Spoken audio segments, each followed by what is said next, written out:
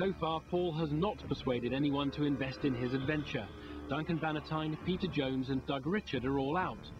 Whilst they aren't prepared to throw their money into his idea, it seems one dragon might be. I think this sounds a lot of fun, Paul. I really do think it sounds a lot of fun. How much is the land going to cost? We're budgeting 75,000 for the land, but potentially we could get it a lot cheaper. How much land? 5 hectares. Do you know where it is? I've got a rough lot with me here, this black area here. This has to be in a particular part of France. Yeah, these are proven areas where it grows wild anyway, and they're on the right bedrock, the right soil conditions. So what about if I just went and bought you a piece of land, how would we do the deal? Well, I think at the end of 5 to 7 years, yep, that I get my land back. It's my choice.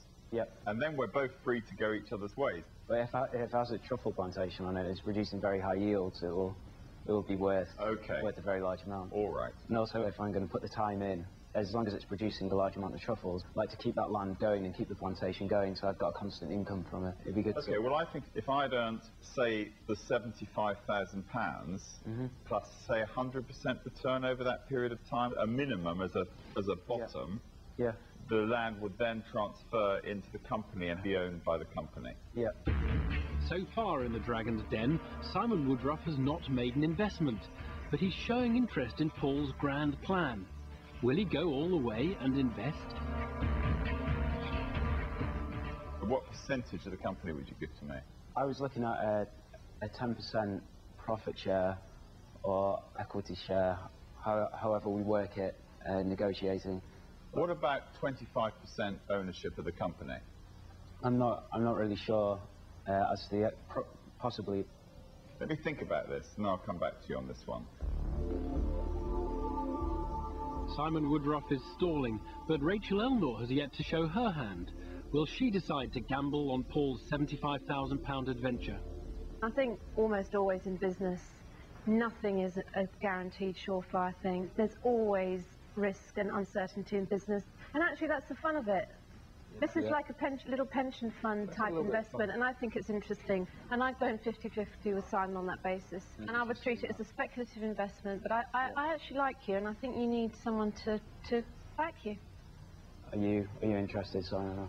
Yeah.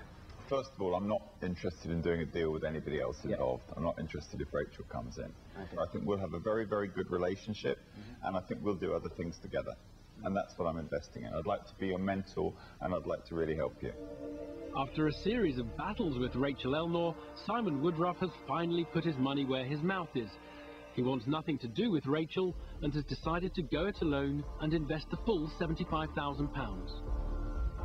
Paul, listen, I won't stand in the way of Simon, but I'm upset that he doesn't want to do the investment with me, but I'm happy for you to do that deal. Okay. I'm happy with 25%. Yep. And if you're happy it's a deal, and you go down and find the land, I'll buy it. Yep, 25. Okay. So look out the nation for truffles, right? Paul's got his money. Despite the uncertainty, Simon Woodruff and Rachel Elnor were both keen to invest, but it was Simon who clinched the deal. You can go now. That way.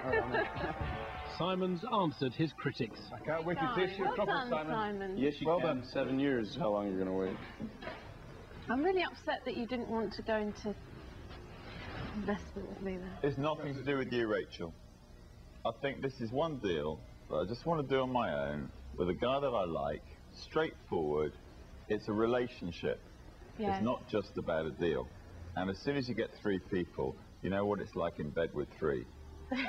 Maybe fun, but it doesn't work. But please tell me.